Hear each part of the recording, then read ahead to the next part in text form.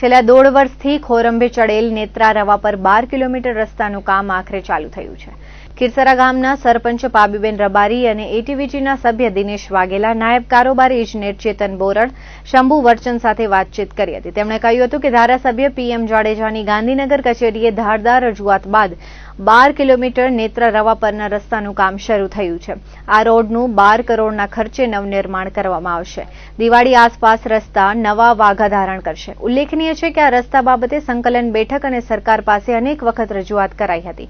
આખરે રસ્તાના કામોનો પ્રારંભ થતાં આસપાસના ગામોના લોકો, વાહન ચાલકોએ ધારાસભ્યનો આભાર માન્યો હતો. ભુજ રાજગોર સમાજ પ્રેરિત પરશુરામ મંદિર સમિતિ દ્વારા સમસ્ત બ્રહ્મ સમાજ માટે સતત બીજા વર્ષે નવરાત્રી મહોત્સવનું આયોજન ભુજની રાજગોર સમાજવાડી સમીપે ભગવાન પરશુરામ મંદિરના સાનિધ્યમાં કરાયું છે. દરરોજ મોટી સંખ્યામાં સમાજના લોકો શક્તિ આરાધના માટે ઉમટે તેવું રાજેશભાઈ ગોરે જણાવ્યું હતું. આયોજનમાં સમસ્ત બ્રહ્મ સમાજનો સાથ સહકાર સાંપડી રહ્યો છે.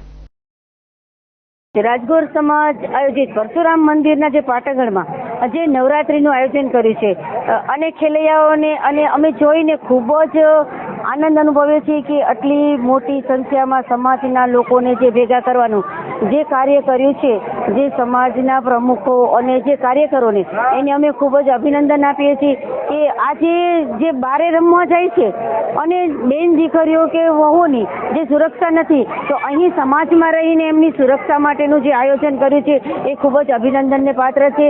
એમની આખી ટીમને અમે ખૂબ ખૂબ અભિનંદન આપીએ છીએ. આજે અહીંયા આવી અમારા સૌ કાઉન્સિલરોનું સન્માન કર્યું એ બદલ હું આખી ટીમનો આભાર માનું છું. ભુજ રાજગોર સમાજ પ્રેરિત પરશુરામ મંદિર સમિતિ આયોજિત સમસ્ત બ્રહ્મ સમાજ માટેની આ નિઃશુલ્ક નવરાત્રી છે.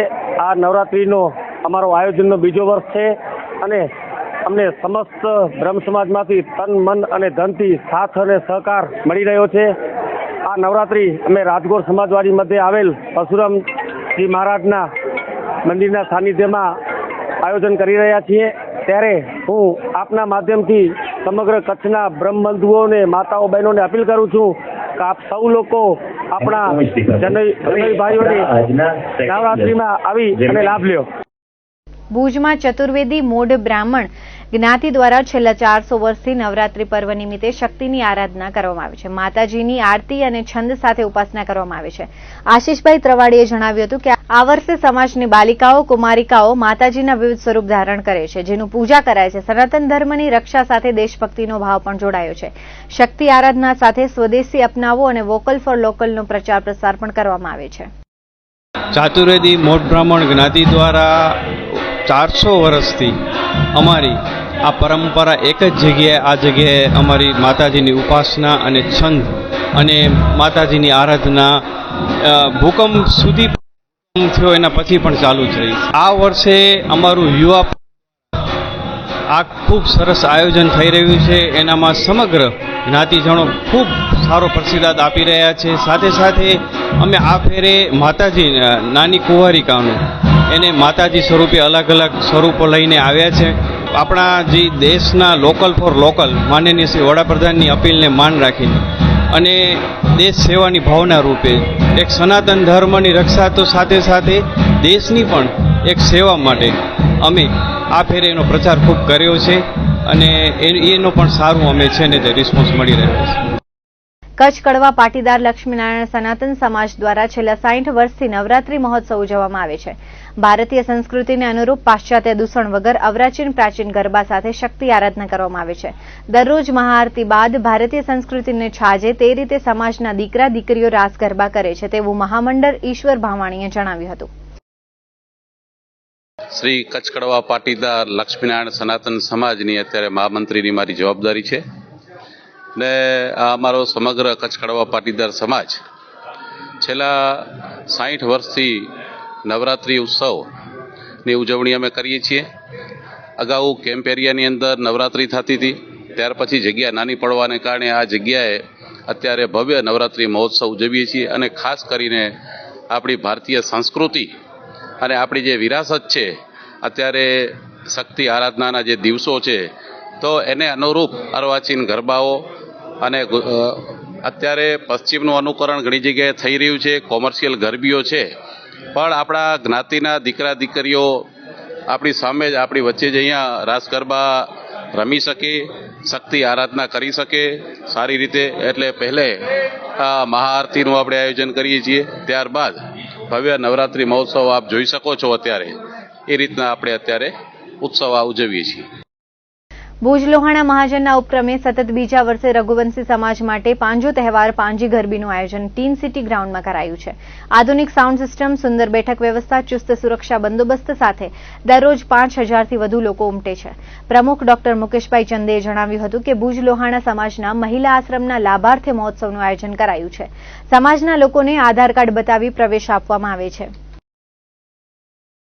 પાંજો તહેવાર પાંજી ગરબી નવરાત 2025 રઘુવંશી સમાજ માટે ટીન સિટી મધ્યે આ નવરાત્રિનું આયોજન થયું છે. આ બીજું વર્ષ છે નવરાત્રિનું. આ નવરાત્રિ ભુજ લોહાણા મહાજન સંચાલિત મહિલાશ્રમ ચતવાણી બાગના વિકાસાર્થે આ નવરાત્રિનું આયોજન કર્યું છે, જેની અંદર ફક્ત રઘુવંશી સમાજના લોકો આપ જોઈ શકો છો કે આ ભવ્ય આયોજન, જેની અંદર 4,000થી કે 5,000થી વધારે લોકો અહીં રઘુવંશી સમાજના લોકો આવી અને રમે છે. ખૂબ સુંદર બેઠક વ્યવસ્થા, ખૂબ સુંદર સાઉન્ડ સિસ્ટમ અને ખૂબ સુંદર સિંગરો. આ ખૂબ જે લોહાણા સમાજના લોકો છે એ ખૂબ સારી રીતે એન્જોય કરી રહ્યા છે. ભુજ નજીક માધાપર ગામના સોમનાથ ચોકમાં શ્રીહરિ ગ્રુપ દ્વારા ભારતીય સંસ્કૃતિને ઉજાગર કરતી પરંપરાગત ગરબીનું આયોજન કરાયું છે. છેલ્લા 10 વર્ષથી આયોજિત થતા મહોત્સવમાં નારી શક્તિ દ્વારા માતાજીની આરાધના કરવામાં આવે છે. વિનોદભાઈ પિંડોડિયાએ જણાવ્યું હતું કે સંસ્કૃતિની મર્યાદાઓ સાથે પરંપરાગત પહેરવેશમાં બહેનો, દીકરીઓ અને બાલિકાઓના રાસ ગરબાનું આયોજન કરવામાં આવે છે. સોમનાથ ચોક માધાપરમાં છેલ્લા 10 વર્ષથી હરિગ્રુપ દ્વારા નવરાત્રીનું ભવ્ય આયોજન કરવામાં આવી રહ્યું છે. 9 દિવસ માતાની પૂજા અર્ચના અને માતાને રોજ નવા શણગાર દ્વારા માતાની પૂજા અર્ચના કરવામાં આવે છે અને ત્યારબાદ પહેલો રાઉન્ડ મહિલાઓનો હાથ તાળીનો શરૂ કરવામાં આવે છે.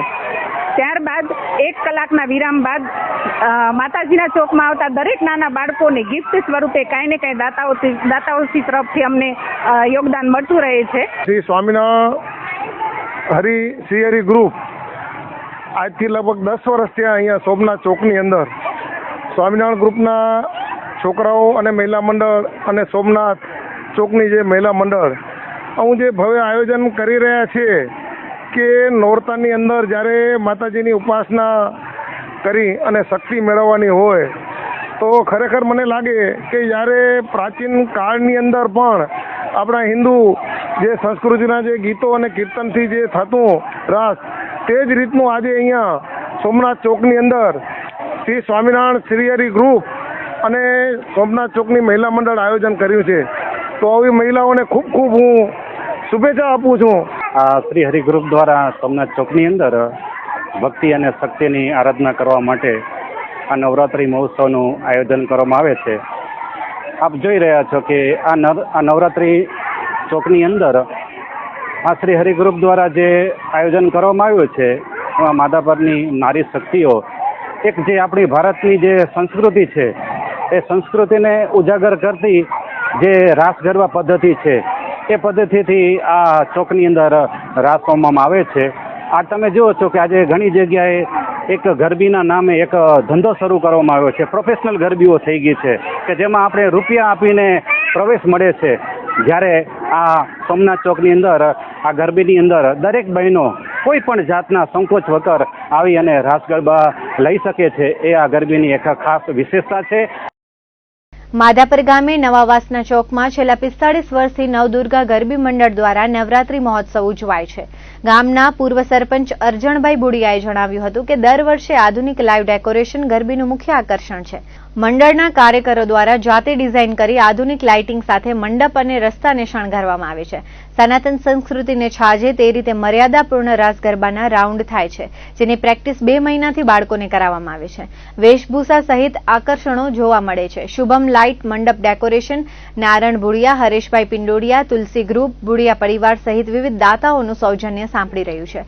દરરોજ છેલ્લા રાઉન્ડમાં કાર્યકરો દ્વારા શક્તિ આરાધના કરવામાં આવે છે. માધાપરની સૌથી લોકપ્રિય ગરબીને નિહાળવા માધાપર ઉપરાંત ભુજ અને આસપાસના ગામોમાંથી પણ ભાવિકો ઉમટી રહ્યા છે. ગુજરાતનો 9 દિવસ ચાલતો ઉત્સવ એટલે નવરાત્રિનો ઉત્સવ હોય એમાં ગુજરાતની સમસ્ત પ્રજા, સમસ્ત મહિલાઓ ખાસ કરીને અને શહેરોની અંદર એટલો ઉમંગ અને ઉત્સાહથી ઉજવાતો હોય એ જ રીતે ગામડાઓની અંદર પણ વર્ષોથી નવરાત્રિ ઉજવાઈ રહી છે. માધાપરની અંદર પણ એક જમાનાની અંદર વર્ષો પહેલાં 40-50 વર્ષ પહેલાં 2 થી 3 નાની નાની ગરબી થતી. એ જમાનાની અંદર ગામડાઓના લોકોને અમુક જે ઉત્સાહિત હતા એને રમવા ન મળતું, ત્યારે અમે સૌ સાથે મળી અને આ ચોકની અંદર નવરાત્રિની શરૂઆત કરી. આજે 45 વર્ષ થયા અને 45 વર્ષથી સતત આ ગ્રાઉન્ડની અંદર અલગ અલગ પરિવારો, આ ત્રીજી પેઢી એવો પણ છે કે આની અંદર મારી ત્રીજી પેઢી આની અંદર રમી રહી છે, મારી પોતરી પણ રમે છે. ગામના એવા અનેક દીકરા દીકરીઓ જે છે જેના માતાઓ, વડીલો, દાદાઓ રમી ગયા, એટલી આ જૂની અને અમારી સંસ્કૃતિ ગરબી છે. ગામડાઓની અંદર અમે સંપૂર્ણ સનાતન સંસ્કૃતિ મુજબ માતાજીના ગરબા હોય એમાં દીકરા દીકરીઓ, નાના નાના બાળકો રમે અને દીકરીઓ રમે અને છેલ્લા રાઉન્ડની અંદર અમારા કાર્યકરો રમે. આ નવરાત્રિની ખાસ વિશેષતા એ છે, અહીંયા 120-130 જેવા છોકરાઓ પોતાની 1.5-2 મહિનાની મહેનતને રજૂ કરે છે અને આપણી જૂનવાડી જે કલ્ચર છે એને કેરી ફોરવર્ડ કરે છે. આપણા ગરબા જ હોય, કોઈ પણ ફિલ્મ સોંગ્સ કે એને ઇન્ક્લુડ નથી કરતા. આપણા જૂના કલ્ચરની જે આપણે ગરબાથી, દીવાથી રમતા હોય એવા હરેક પ્રોપ્સ હોય એને યુઝ કરીને ગરબા રજૂ કરે છે અહીંયા કને. કોમર્શિયલ નવરાત્રિ ને આ નવરાત્રિમાં ફરક કંઈ તો મને એવું લાગે કે આ નવરાત્રિમાં લાગણી વધારે જોડાયેલી હોય છે. ત્યાં મજા હોય છે, ત્યાં શો ઓફ કરવાનો માણસોને વધારે રસ હોય છે, ફોટો પાડી અપલોડ કરું.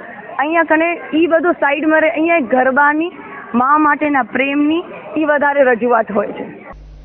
તો આ હતા આજના મુખ્ય સમાચાર. આવતીકાલે ફરી મળીશું નવી ખબરો સાથે, નવા સમાચાર સાથે. ધન્યવાદ.